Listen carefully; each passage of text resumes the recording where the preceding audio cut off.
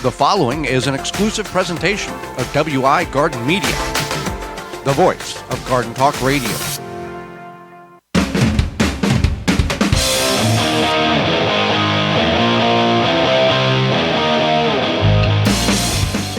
Coming up on the program today, we're going to discuss about the world of hot peppers, as well as growing roses. Our guest is co-founder of sponsor Phyllom Bioproducts, John Libbs, will be with us, and we'll answer your garden questions. The hour is full, so join us. You are listening to the most informationally packed hour of garden-focused radio in the country and on the internet with your host, husband and wife team Joey and Holly Baird. This is the Gardening with Joey and Holly radio show. And welcome to another edition of the Gardening with Joey and Holly radio show. Happy to have you along. I'm your host, Joey Baird. Beside me is my wife, co-host, best friend, and gardening partner, Holly Baird. This program is for you, about you, to help your garden grow better, to maintain your landscape, grow healthier trees, make your grass look greener, as well as preserving what you grow. Happy you're tuning in, whether you're listening to us on one of the 20 AM and FM frequencies, broadcasting our program here in 2025, through a radio app, through our parent website, The Wisconsin Vegetable Gardener, .com, underneath the Season 9 tab at the top of the page, podcast replay, in-studio video replay. Thank you so much. You want to be part of the program? Certainly you are welcome to do such by sending us an email to gardentalkradio@gmail.com. That's gardentalkradio@gmail.com, or you can give us a call 24/7, 365. It's 1-800-927-SHOW. That's 1-800-927-7469. Before we get in the program, Holly, it's time for this week's joke of the week. Why is the Incredible Hulk such a good gardener? Would it something to do about a green thumb, maybe? Yeah, he's got green fingers. Oh, he's got green fingers. You guessed it. Oh, right. I guessed it right? Close enough. Okay. Bum. This week's garden joke is brought to you by rescue.com. American-made rescue products keep your family home and yard protected from pests like insects, wasps, hornets, yellow jackets, flies, ants, and more. Learn more at rescue.com. That's rescue.com. All right. Well, the world of hot peppers. Now, many people enjoy a little heat every now and then. I don't mind it every now and then, but some people would just bite off a hot pepper and it's a 4. It's not very hot. We watch some people on YouTube that they could be eating fire and they would say, not very hot. Yeah. Not very hot. Could be hotter. Like, yeah. Burn your face off, hot sauce, and they're like, it just kind of tickled my tongue. Yeah. So we're going to discuss the world of hot peppers here. And we don't grow hot peppers per se, but there are some people and some industries that work on trying to grow a hotter pepper and a hotter pepper and a hotter pepper in order to expand the boundaries of heat. Yeah, basically. So there is a company, and there might be more than one company, but there's companies that they use science, technology, which is called STEM, science, technology, engineering, and math, to make the hottest peppers. So for a long time, I think it was the ghost pepper was like the hottest pepper. And there's this unit of measurement called the Scoville unit of measurement. So it rates hot peppers. Well, peppers heat. So bell peppers are already 0. So like your regular sweet bell peppers or any sort of sweet pepper is at a 0. Jalapenos are 2,000 to 5,000. These peppers that these companies are making go up to 5 million. 5 million. Yeah. Scoville. Uh-huh. So just think about that. Think about jalapeno, and you're like, maybe you're like me. You're like, that's plenty of spice. Imagine 5 million. That's insanity. So the other thing, this is kind of a fun fact, is that only mammals can feel the spice from the peppers. So like birds, lizards, fish. Yeah. Ducks.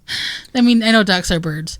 They cannot feel the spice from pepper. So if you're ever having bird problems, somebody says put pepper around, the birds aren't going to care. Right, and that's why we in the industry of people, squirrels are eating from the bird feeder. you put chili powder in and mix it with the bird seed. Yeah. So, and then there's companies that sell it specifically for that. And don't rub your eyes in. Because the birds don't taste it, but because the squirrel is a mammal, it has the it's not an endorphin, but a trait in the brain in which so it can feel the capsaicin. It can feel the capsaicin. Yeah. And to get and to get hotter peppers, because that ranges so well, 2,000 to 5,000 on the jalapenos. If you cut the water off or reduce the water and stress the plant out, it can make the pepper hotter as well. Right. Also, the right growing conditions, like heat in general, is what's good for these peppers. Peppers are technically a tropical plant. So we are, for people like Joey and I who are in the Midwest, we're testing our boundaries by growing any sort of peppers, but especially hot peppers. So they like that really intense heat, full sun, etc. Now, not saying you can't grow hot peppers. It just might take you a little bit of work, and you're not going to grow these 5 million Scoville unit peppers. This is done through very controlled environment. And one thing they do is cross-pollinate by hand to mimic the insect pollination. So like what a bee or an ant would do. So they take to control it even more intensely. Yeah. And these peppers are not growing in a greenhouse. They are growing outside, but they're still controlled. These peppers are taken care of better than your children are Probably. At school. Yeah. Now, this is all they grow. They're not trying to also grow tomatoes, potatoes, garlic. This is their thing. Radishes, turnips, whatever. Beets, yeah. So they do the cross-pollination. It's done by hand. Now, it takes 8 to 10 generations to create a cross-pollinated pepper that is stable. So they might, the first generation, they might get a cross-pollinated pepper, but it takes 8 to 10 generations for it to be like, this is solid. A consistent deal. Right. This is good. This is going to be our new pepper strand, whatever you want to call it, variety. But it's a 1 in 10 chance of getting a stabilized pepper. So when you see these people on YouTube, they're crossing these and doing it for fun in their backyard. It's not to the level in which certain companies are doing it, but they do get a hotter pepper. But it's not necessarily, they're not doing it in the purpose of a large-scale manufacturer take it to market, and this is the new thing in the world that everybody's going to want to purchase. Right. They just do it as a hobby. Yeah, it's just a hobby. And for some people, and then some people do grow these companies will grow these hot peppers because not only for, the pepper enthusiasts to try out or whatever, but it's also for the medical field. There's a lot of, because of the high capsaicin amount, they're used oftentimes in topical treatments for things like joint pain. And no, your arm is not going to feel on fire if you use that. It's for, it just feels good. It helps calm the nerves. And then also it's used for certain cancer treatments. So there's a reason why, not just to, dare your friend to pepper their face off. And again, a bell pepper is 0, and then there's peppers that are 15 to 16 million Scoville units. And over the last, let's say, 15 years, we've seen that scale continue to climb higher and higher. It's like a challenge. It's a challenge, right? Yeah. From the Carolina Reaper, that used to be the big thing, and now it's the police pepper spray. Police pepper spray is between 2 and 5 million. So if you ever get sprayed with that, that's up there. But there are peppers that are exceeding 10 to 15 million Scoville units. Okay. So anyway, back to this process that they do. So to determine if their new pepper variety is stabilized, they freeze dry it, and then they turn it into powder. They mix it with an ethyl alcohol. And once that's done, they do this analysis to determine if it is a stabilized new variety. Okay. So that's... You're not going to grow these in your backyard. No. Habaneros, jalapenos, cayennes. I think it would be fun to try because it seems like it's easy to cross-pollinate them. Right. And just to see if you can cross-pollinate something. Well, there's people that do that in the tomato world. They cross-pollinate and see what kind of new strand of tomato they get. And in some instances, that's how they create hybrids as well. Right. In that. For people who we see, we got to take the seeds out because that's where the heat is. The seeds add no additional heat, no primary contributor. They don't add anything to the heat levels. It's primarily from the pith membranes is where the heat levels are at. So like the ridgy parts? The ridgy parts, yeah, and in the actual skin itself. But the seeds have zero effect on, this makes it hotter if we leave the seeds. That's interesting, because all these cooking shows are like, we'll take the seeds Well, out. we've seen this in the gardening world, that a certain piece of information is created or believed to be true, and then it just goes across the whole world. Oh, this is what we've got to do because I was told this. This is what I heard. This is what I've seen. Everybody says this. Yet science does not prove the truth in that. Yeah, there's not the true producer of heat. Seeds have very little to no. They might help a little, but that's the minor portion of the pepper. Right. Yeah. So we just, I guess, busted that myth. Yeah. So if you ever how are these people getting these super hot peppers? Where are they coming from? Can I grow them? You can only grow to what your backyard allows, which would be probably like a habanero or something. Or also, your climate. If you're in South Texas, you got a better chance of growing super hot peppers than people in Minnesota. Right. And then you can experiment with cross-pollination. I don't see. There's no problem with that. So. And if you like hot peppers and you like spicy stuff on a consistent basis, have at it. I find it interesting, these people who do these pepper challenges or the sauce challenges, the Carolina Reaper and the ghost pepper, and they put it on chicken wings, and the person who's preparing it has rubber gloves, a respirator on, and a very thick jacket. I wonder if and then they take it out there and go, okay, you can eat this now. I wonder if you become almost there's some immunity desensitized to it in a way where even if you've grown up with that all your life. Yeah, or even for me, as I've gotten older, I didn't always like sour stuff, not necessarily sour, but lime or lemon flavored stuff. But now I really enjoy putting a lot of lemon in my water. So I don't know. Just like that guy we watch who doesn't think anything's hot. He's a connoisseur. He's ate hot stuff his entire life, and you just keep chasing it. You keep chasing. Oh, it's not very hot. I need something hotter. I want to feel that burn in my mouth. Well, he should go try one of these 5 million Scoville units. Yeah. Well, there you go. Some history, some fun stuff about hot peppers. Yeah, some pepper facts. Walton's also has some facts for you. Yeah, they know that you care about where your food comes from, canning, preserving, etc. At Walton's, you can get all the equipment, seasoning, and supplies to make sausage, jerky, and any other meat product your way to your high standards. Do you want to make snack sticks that people will actually like? Walton's created MeatJustSticks.com, an informational site to help you make the best finished product. Walton's even has its full line of their own meat grinders, mixers, and sausage stuffers to help you go from animal to edible. Walton's everything but the meat. You can use code GROW50, that's GROW50, to save 10% off your orders of $50 or more. When we return, maybe a more practical topic for many of us, growing roses. You're tuned into the Gardening with Joey and Holly radio show. Got a question for Joey and Holly? Send it via email anytime to gardentalkradio@gmail.com. Check out ivorganics.com. It's America's leading garden product YouTube channel.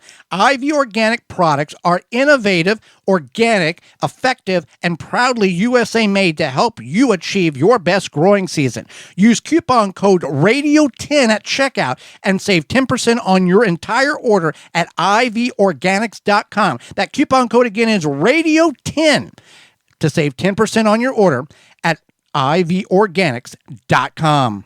Jung Seed Company is a family-owned and operated gardening company since 1907 with the largest selection of seeds and plants online. Use coupon code 15TG25 to receive 15% off your order at jungseed.com. That coupon code is 15TG25 to save 15% off your order at jungseed.com.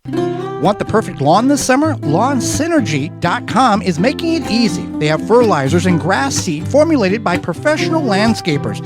Visit LawnSynergy.com to get started. They'll tell you exactly what your lawn needs, when to apply it, and will deliver it right to your front door. LawnSynergy.com. Let's make the neighbors jealous. make watering easy. DripWorks provides quality drip irrigation supplies and equipment to gardeners just like you for all your growing needs across the U.S. and Canada. Purchase online at dripworks.com. Used to alleviate pain throughout history, the common milkweed has been rediscovered. Today, milkweed balm helps relieve pain and restore mobility naturally. Pure plant-based relief for aching joints, nerves, and muscles. Experience the healing power of nature. Try milkweed balm today. Use code GARDENING for 20% off your order at milkweedbalm.com. Have insects such as aphids or fungal gnats invaded your plants? Fight back with Summit Year-Round Spray Oil and Summit Mosquito Bits.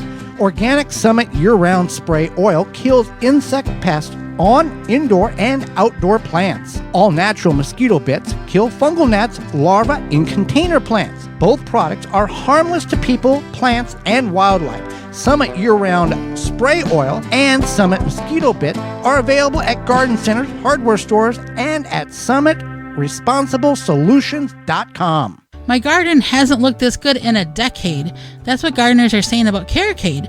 No extra fertilizers, no harsh sprays, just thriving plants and massive blooms. Rated 4.8 stars. Shop Carricade.com and use the code RADIO10, that's Radio10, to save 10% off your order at Carricade.com. Pomona's Universal Pectin is a high-quality pectin that gels reliably with low amounts of any sweetener. If you're trying to reduce the amount of sugar in your diet, you'll love Pomona's Universal Pectin. Now you can make healthy homemade jams and jellies sweetened to your taste. You can use sugar or honey to sweeten. Pomona's Universal Pectin keeps indefinitely when stored in an airtight container. Easy to use, versatile, and comes with directions and recipes in every box. Find out more and where to buy at PomonaPectin.com. Also available at natural food stores and online. Tree Ivy Root Development System, the quickest way to get new trees on their feet. TreeIvy.com. Wind River Chimes will always be the inspiring harmony. With a large selection and customization options, you will find the sound that soothes you. Visit windriverchimes.com to shop and find out more.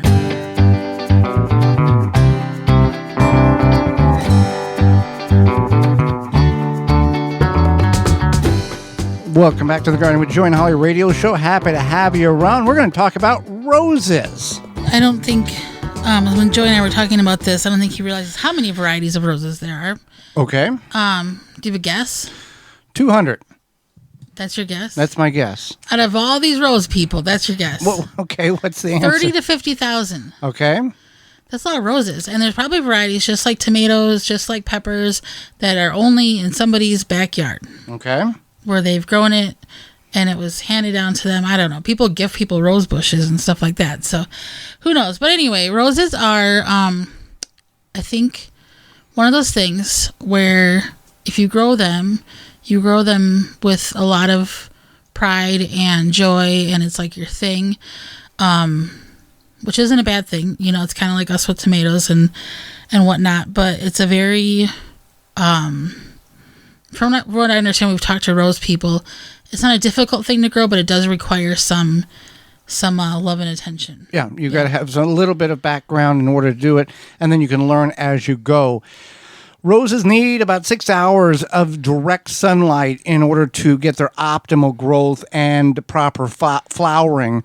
Soil is also a key here. You know, well-draining, rich organic matter.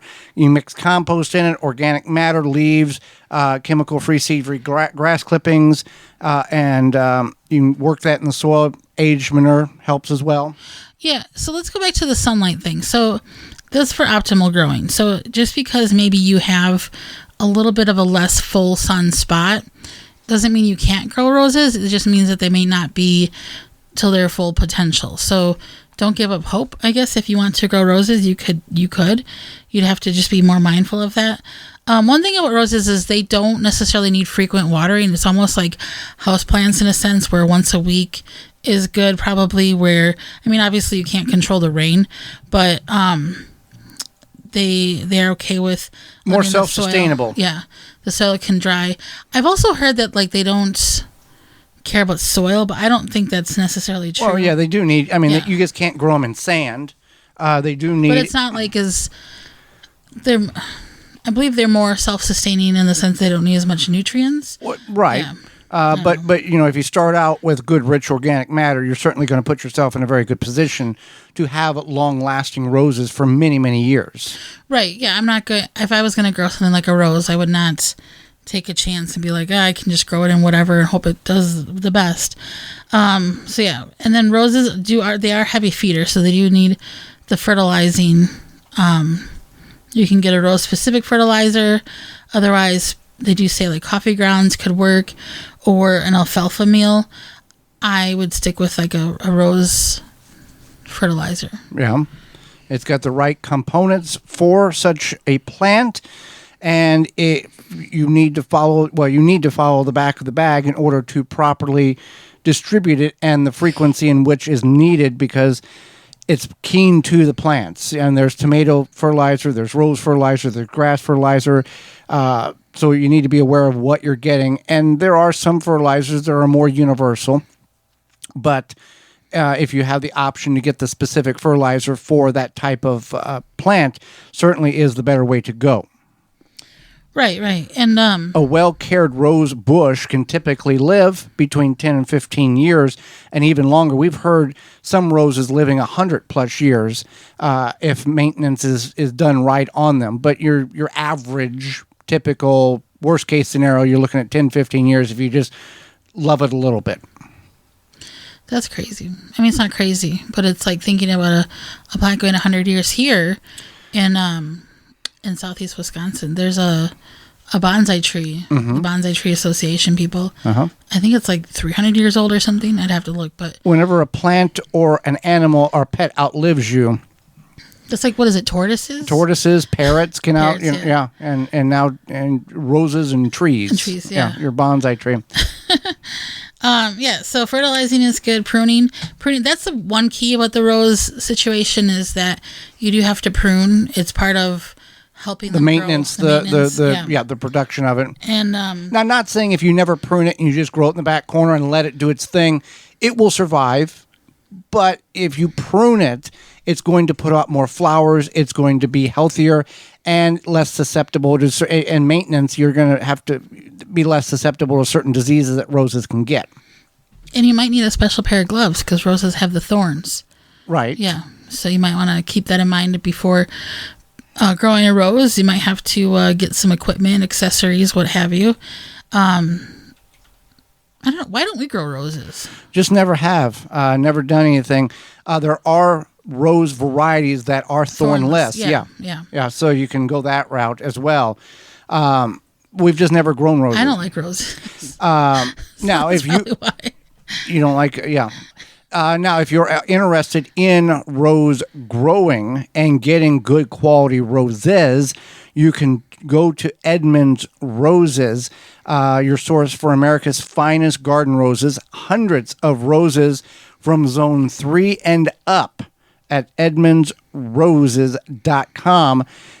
You can use coupon code you can use coupon code 15TG25. 15TG25 to receive 15% off your order at edmundsroses.com.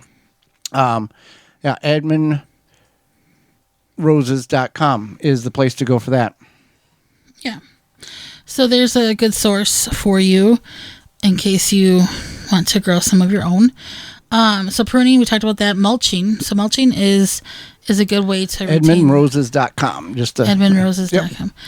Mulching is important. As we've talked about, we talk about it probably every show on some capacity.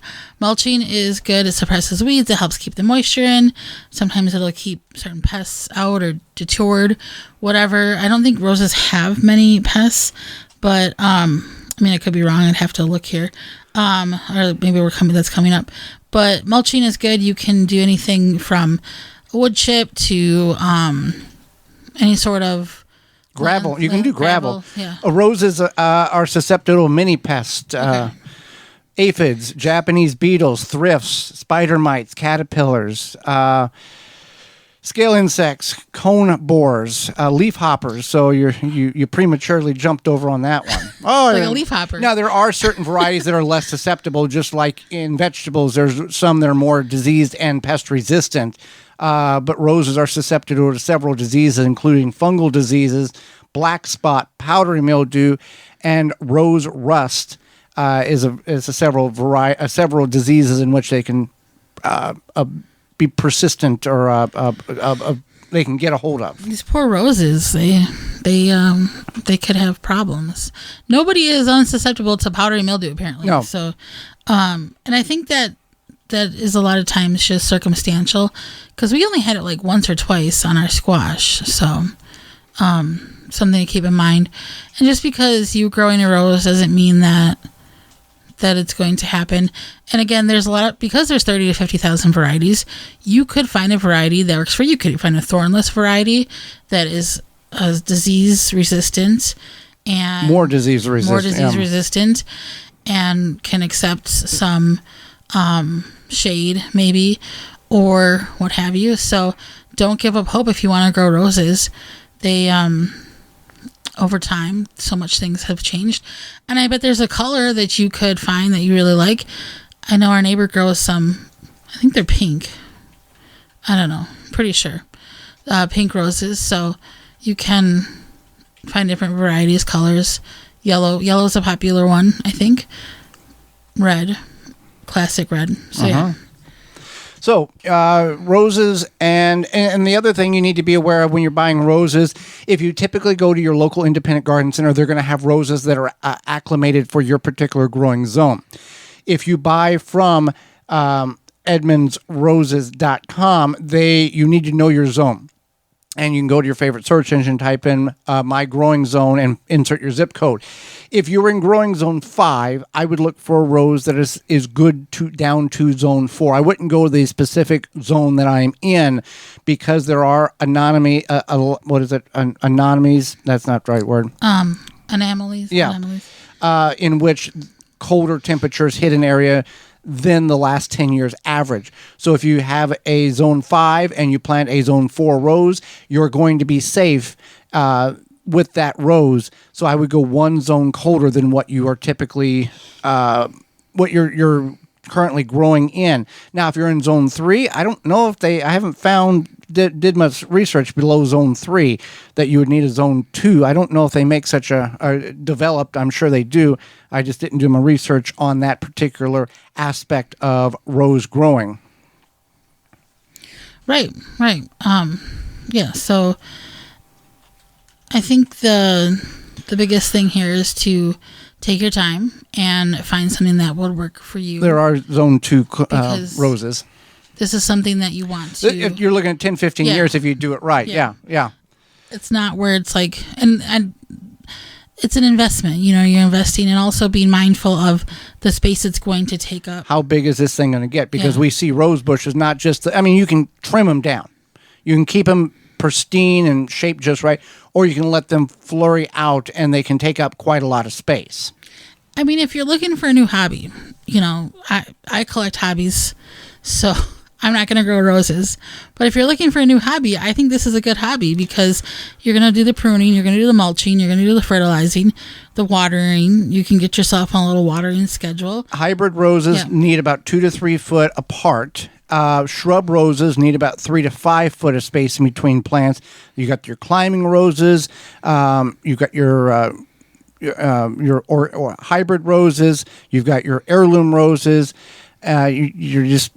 You need air circulation in order to reduce the possibility of fungal diseases. Spacing is important. You just can't shove them all together like a bunch of shrubs. You've got to have air circulation in order to make this work correctly and make your investment worth the time and effort you're putting into it.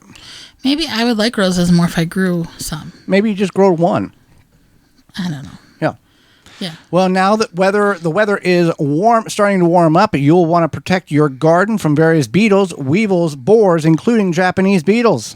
And what better way to prevent these pests from destroying your garden than by controlling them while they are larvae? Grub Gone is an easy-to-apply granular product that can spread on your turf successfully to control grub invaders, developed by Phyllom Bioproducts from naturally occurring bacteria.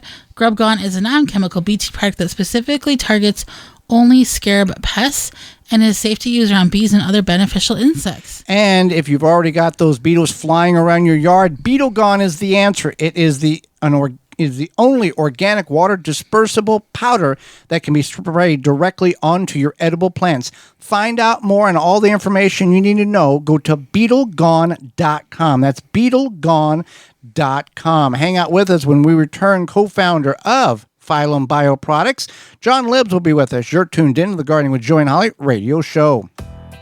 Have a garden question? Give Joey and Holly a call now or anytime 24/7. Just dial 1-800-927-SHOW. If you can't get through, leave a message and they will call you back. Call now 1-800-927-SHOW. Chip Drop is a website you can sign up for free wood chip mulch delivery right to your door for free. Chip Drop connects homeowners and gardeners with tree services who are trying to get rid of their wood chips. You can also sign up to get free logs and firewood. Go to chipdrop.com to learn more and sign up for a free account. David J. Frank, Southeastern Wisconsin's leading landscape company, is a landscaper you need. Their award-winning services include everything from lawn care, landscape maintenance, design, construction, renovation, irrigation, sustainability, and more. Big or small, let the experts at David J. Frank handle the hard work for you. Find out more at davidjfrank.com. Watering is the key to a healthy garden, but it can take up a lot of your time. Water less with Soil Moist. Grow beautiful plants with less water. Soil Moist polymers reduce your plant's watering by 50%, reduce transplant shock and soil compaction, and are effective in your soil for 3 to 5 years. It is an effective watering management aid that is ideal for internal and external plantings, such as trees, shrubs, containers, baskets, flower beds, vegetables, and turf. Soil Moist acts as a form of insurance for your plants and is environmentally friendly. It is easy to apply at the time of planting or transplanting. Spend more time doing what you enjoy and let Soil Moist work smarter for you. Bolster your plant's nutrient and water uptake with Soil Moist. Enhance microbial and plant growth. No need to spend extra time worrying about watering your plants. Easy to follow instructions right on the label.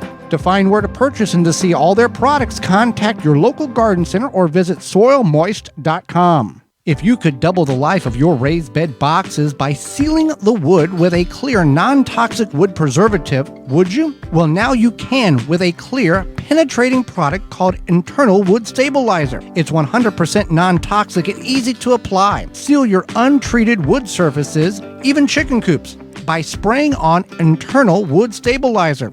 It's invisible, seals the wood from the inside out, and never wears off. Recommended by organic gardening experts. Internal Wood Stabilizer. Check it out at timberprocoatingsusa.com. Save your back. Easily and quickly remove trees and shrubs from your property with the Weed Wrench. Find it at weed-wrench.com. Made in the USA. Use coupon code WEED to save $10 off your Weed Wrench at weed-wrench.com.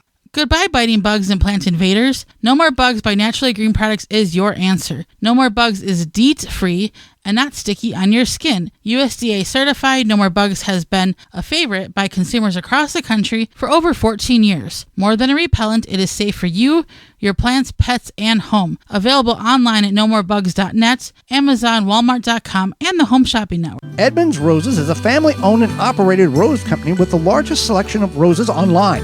Use coupon code 15TG25 to receive 15% off your order at edmondroses.com. That coupon code is 15TG25 to save 15% off your order at edmondsroses.com. Tarps.com supplies a wide variety of tarps, canopy, and canopy fittings, poly, vinyl, mesh, canvas, clear, and more. They have been around for over 25 years. From a small to the largest tarp you can imagine in a variety of colors, visit tarps.com. Totally Tomato is a family-owned and operated gardening company with the largest selection of tomatoes online. Use code 15TG25 to receive 15% off your order at totallytomato.com. That's code 15TG25. Welcome back to the Garden with Joey and Holly radio show. Happy to have you along. Miss any of those sponsors or those coupon codes? Find them all out at our parent website, thewisconsinvegetablegardener.com, under the Money tab at the top of the page. Holly, let's go to the hotline and bring in our guest for this week. John Libbs is the CEO and co-founder of Phyllom Bioproducts and has a background in biological science. Welcome to the program, John. Hey, thanks, Holly. Thanks, Joey. How you doing? We're doing well. Just for complete transparency, Phyllom Bioproducts, as you heard at the end of the last break, is a sponsor of the program. So I want to make everybody clear of that.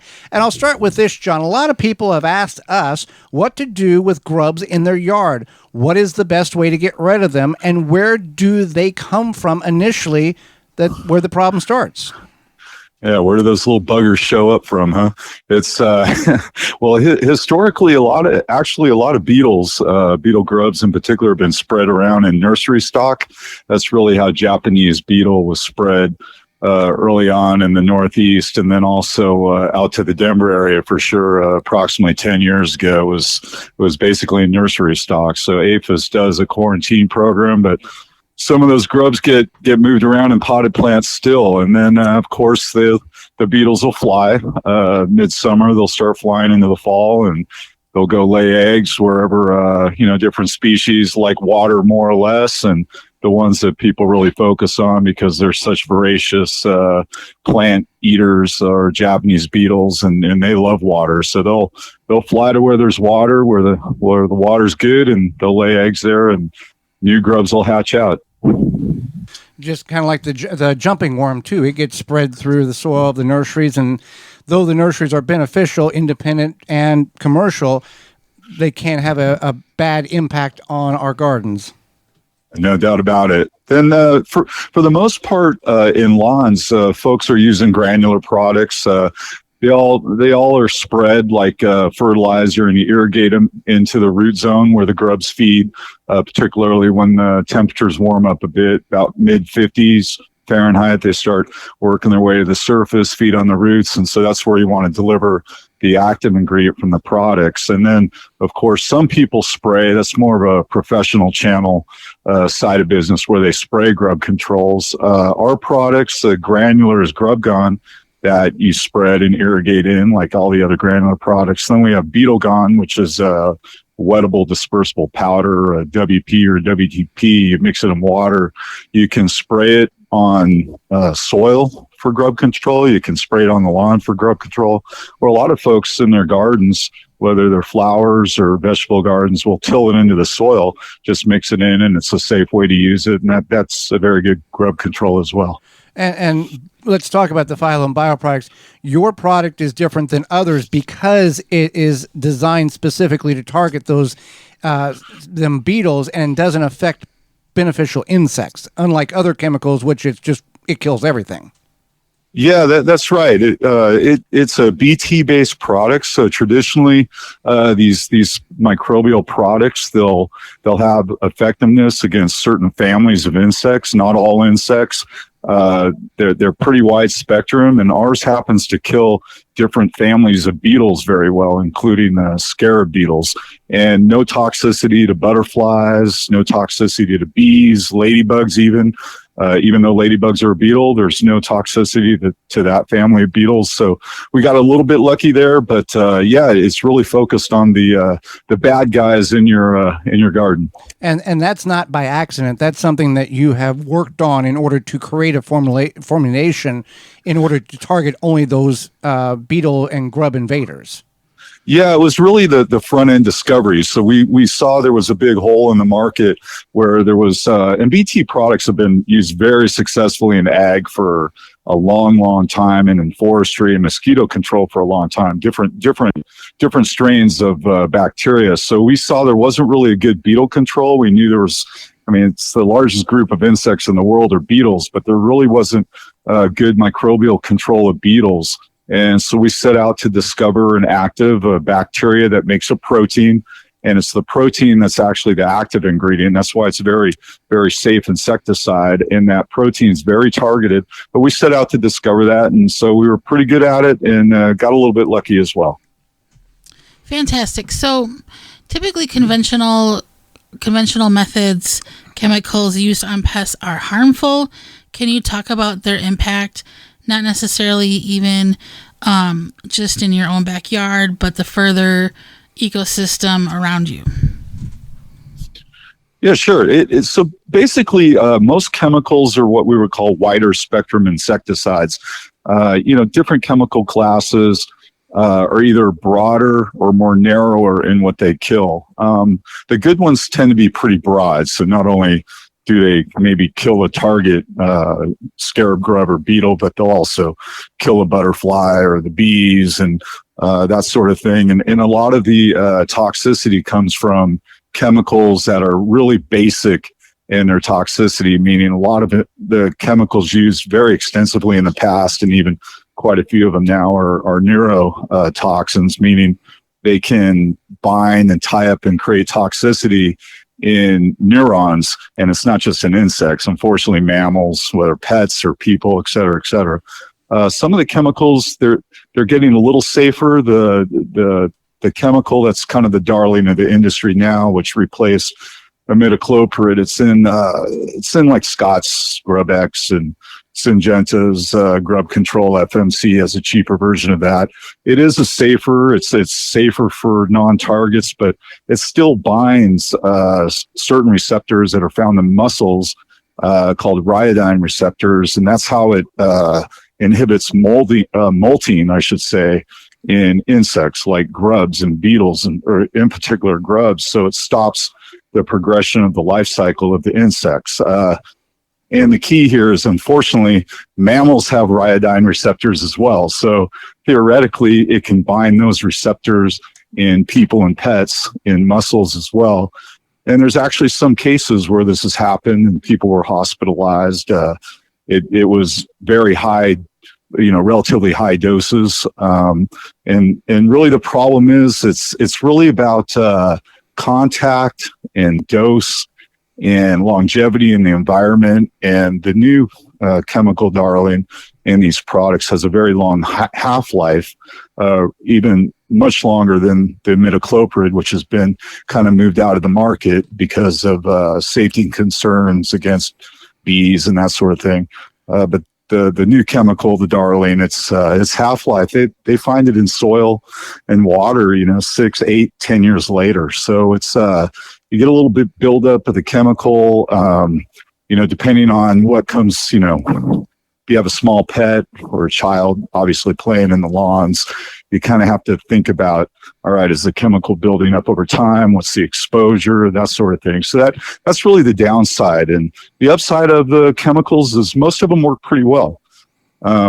Really what we've really pitched, and it's a long haul here, because people kind of take sides, whether whatever you're talking about, but in this industry as well, it's what you see out in the market, whether it's pro or residential side, retail side, is people are either pro chemical or anti-chemical. And what we really pitch is an IPM approach called integrated pest management.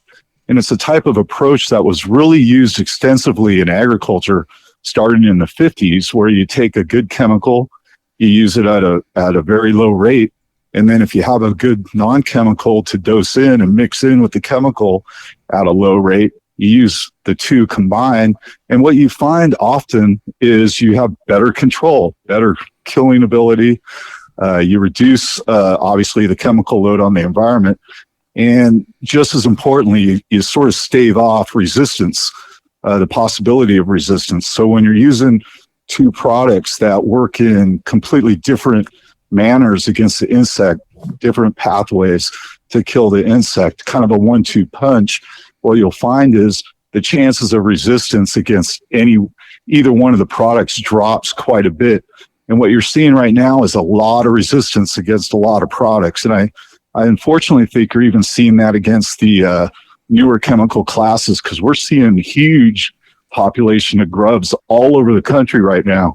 And I really think it's because this newer chemical that replaced imidacloprid probably doesn't kill quite as well. And so there's a lot of resistance building against it, and you're seeing these populations rise. This is kind of a theory or premise of mine, and we're trying to design some field trials and experiments to show that's exactly what's happening.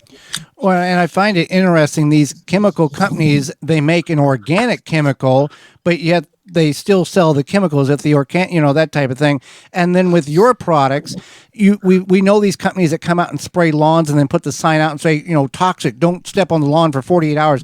You don't have to worry about that when you apply the Phyllom bioproduct family of products.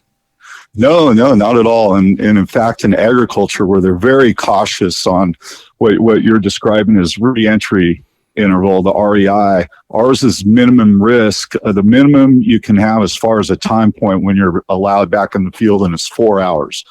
So folks can spray, let's say, our Beetle Gone Ag on grapes or blueberries, and they can actually go back in and pick, and not only pick, but they can pick and pack and send them off to market. So it's got exemption from tolerance because it's so safe. And chemicals, like you said, it's at least a couple days. And I mean, in ag, some of the chemicals you're not allowed to re-enter for a month on a crop. So they're very safe products. And like I said, we're trying to pitch, people starting to change their thinking a little bit. If you got a really deep grub infestation and you don't have the confidence that a biological or non-chemical is going to work, we would impress upon folks to say, okay, well, use your chemical that you usually do. And I would recommend Merit, to be honest with you, Bayer Advanced, the imidacloprid product, because that's the best one out there. Use the Merit, but use it at half low label rate. Like if the low rate is 3 pounds per thousand, use it at 1.5 pounds per thousand square foot of lawn, and then mix our product in at low label rate, 1.5 pounds per thousand or half low label rate, and you're going to get 100% control. You're going to get better control of grubs than you will with any of the products as standalones, meaning using them by themselves. That's very interesting. So many people are concerned about the efficacy of non-chemical solutions. Should they be? It sounds like they shouldn't be. There's kind of historically there's been a lot of snake oils out there, right? And it's been kind of a hindrance to the non-chemical industry because a lot of the products, they may work 20% level where you actually get control of 1 out of, or let's say 2 out of 10 grubs. Maybe a lot of them are at 40%. Ours competes head to head with the chemicals. It's 8 to 9 grubs that you can take out of 10 with our product. But historically the efficacy has been pretty suspect on a lot of products, and that's why when people just go shopping and they just don't want to think about it, they typically buy the chemical. What's interesting too, and why I'm sort of talking about the new darling in the industry, this one, it's a little more interesting, and you have to go deeper on what's happening. It's a less soluble chemical, and so when folks are putting it out, again, that's a Syngenta and Scott's product, FMC. When they put it out late in the season, it takes a while for it to get down point of contact in the soil profile where the grubs are feeding. So if you put it out too late, it may not get down there in time to kill the grubs. And then when the grubs grow and get larger before they pupate, what we find in the lab is this chemical really does not work well against late stage grubs. So I think that's in Merit, the old Bayer product, that would kill all the grubs and does very well. But this newer chemical, and it's been on the market pretty much en masse for the last 8 to 10 years, I'd say. I just don't think it has quite the level of efficacy. And I think what you're starting to see is just a lot of grub populations that are surviving the applications of this chemical. So what we would challenge folks using the chemicals is do the IPM, dose in different products, mix them, try to make it work, and at the same time ramp down the amount of chemical you're using and start using biologicals. If you don't want to go straight biological, this is the way to go. Try IPM. Well, I'm not very good at math, John, but if I'm going to invest the time and the money, I'm going to go with a product like yours. It's going to get 8 out of 10 grubs instead of 2 out of 10. If I'm going to do all the passes and the work, I'm going to try to get the biggest impact for the dollar value in my time and effort. That makes sense. Absolutely. So the biologicals can be finicky, but these BT products like ours, they've made their money, or they've made their way through ag and, like I said, forestry and mosquito control, because they're sort of the shoot in between chemicals and straight biologicals. They work very much like chemicals. They're very hardy and easy to use like chemicals, but they're still a non-chemical with a lot safer or much better tox profile, a lot safer. Well, John, we greatly appreciate your time and appreciate the support of the program. How can people find out more about the products? Yeah, you could go to phyllombioproducts.com. That's PHYLLOM as in Mary, bioproducts.com. You can email me at my first and last name, John Libs, LIB as in boy, S as in Sam, the number 5 at phylom.com, or if you find a phone number on the website, 650-296-2574, and give me a call. John, we thank you for your time and the information that you've shared with Holly, myself, and all of our listeners. We thank you for that very much.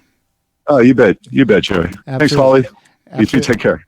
You too. And when we return, it's your garden questions and our garden answers. You're tuned in to the Gardening with Joey and Holly radio show. Got a question for Joey and Holly? Send it via email anytime to gardentalkradio@gmail.com.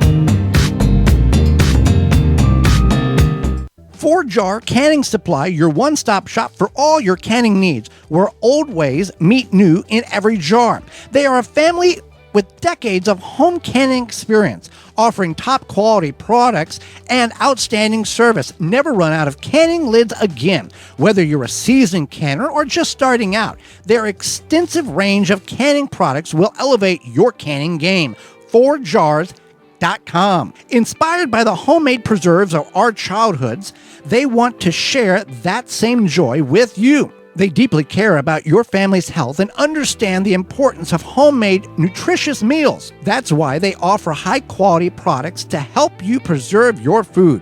Quality canning lids, pressure canners, vacuum seal machines, and all the tools you need to get the job done. 4Jars has you covered. Our canning lids provide the perfect airtight seal for any regular, wide, or gym-sized jar. With the thickest lids on the market, they provide long-lasting freshness, up to 18 months, and are rust-resistant, ensuring your preserves stay secure. Use code 4jars25 to save 10% off your order at 4jars.com. That's FORJARS25 to save 10% off your order at 4jars, FORJARS.com. Roots and Rhizomes is a family-owned and operated gardening company specializing in daylilies, irises, and perennials. Use code 15TG25 to receive 15% off your order at rootsrhizomes.com. That's code 15TG25.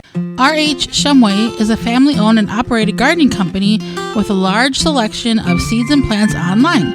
You can use code 15TG25 to receive 15% off your order at rhshumway.com. That's code 15TG25. Do you have pets trying to leave your fenced area or pests trying to enter your fenced area or garden? Dig Defense provides peace of mind that your pets are contained safely and humanely in your yard, and other animals or pests stay out. With several sizes to pick from, Dig Defense is the easy, safe way to extend the protection of your fence, protecting your pets and your property. Find out more at stopthedig.com. Good garden tools make gardening easier. Wisconsin-made Cobra Head tools simplify weeding, cultivating, digging, and planting. Favorites of professional gardeners, Cobra Head tools are durable, ergonomic, and easy to work with. Visit cobrahead.com and use coupon code SOIL for 10% off your order. Mantis garden tiller cultivators are the perfect solution for any garden. With their gas-powered 2-cycle or 4-cycle engine, these powerful machines can till 9 or 16 inches of land without you breaking a sweat. And it doesn't stop there. Mantis's optional attachments allow you to aerate, plow, and more with the snap of a finger. Engineered with durability in mind, Mantis tiller cultivators will be your guaranteed garden companion for a long time. You can find more out and details at mantis.com. Azure Standard is America's premier family-owned online store for organic foods and healthy products for your home and garden. They deliver directly to families and commercial customers through over 3,500 drop points across all 50 states. Azure Standards strives to make grocery shopping easy, bringing all your needs to one convenient pickup location. As a trusted national health food distributor, Azure Standard offers bulk and specialty health foods to communities nationwide. With over 12,000 products, each one is approved and carefully sampled to ensure the highest quality. Azure Standard holds firm to non-GMO, organic, and natural standards. From food and beauty products to household items, nutritional supplements, animal care, hobby supplies, and even garden essentials, Azure Standard truly has everything for your daily living. Visit azurestandard.com. That's AZURE standard.com. Use promo code Joey and Holly 15 at checkout to get 15% off for new customers who open an account for the first time and place a minimum order of $100 or more, shipped to a drop location of your choice. That's code Joey and Holly 15 at azurestandard.com. Azure Standard is AZURE standard.com. Want bigger blooms and better yields? Without the hassle, Carricade makes gardening easy with eco-friendly, effective solutions. Rated 4.8 stars, trusted by growers like you.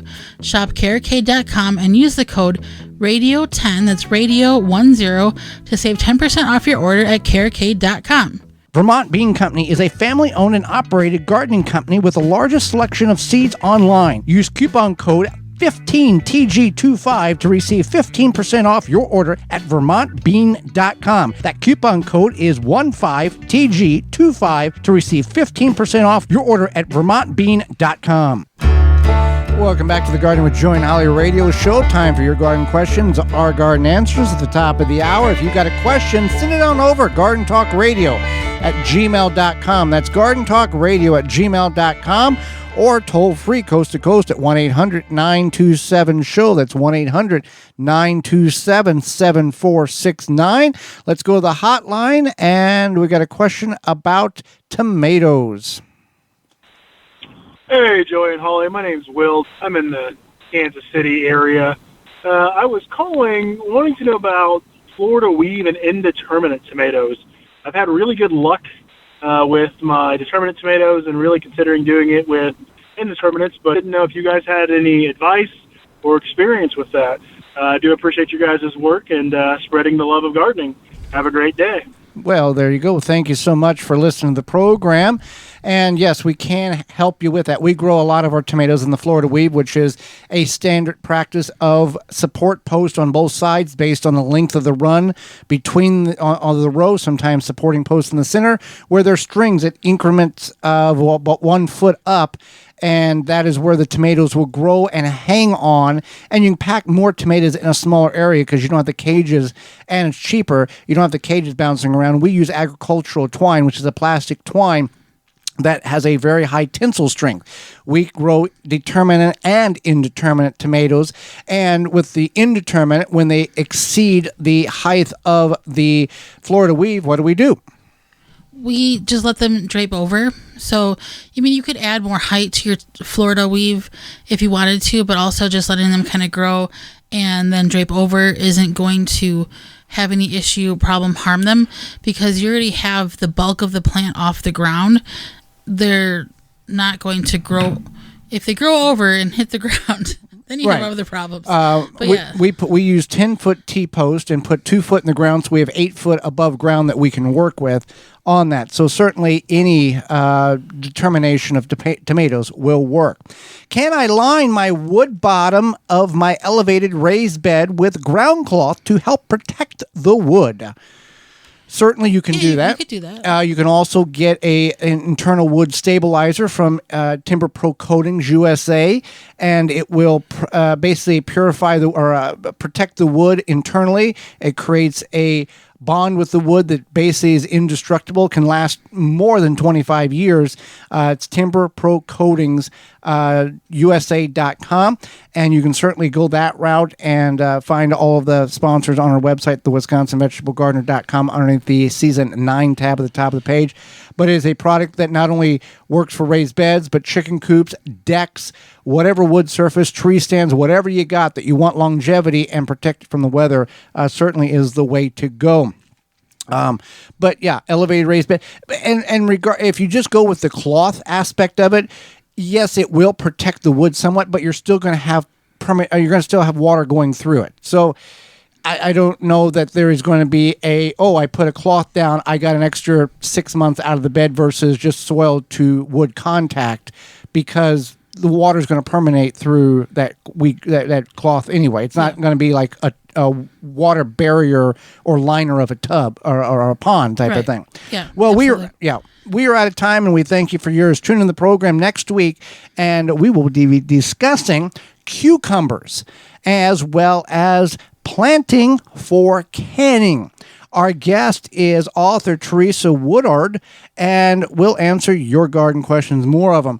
If you missed any portion of the program today, you can certainly visit it at our parent website, the WisconsinVegetableGardener.com, underneath the Season 9 tab at the top of the page, or your favorite podcast providing platform, simply searching the Gardening with Joy and Holly radio show. So until next week, for Holly Baird. I'm Joy Baird, and we will see you in the garden.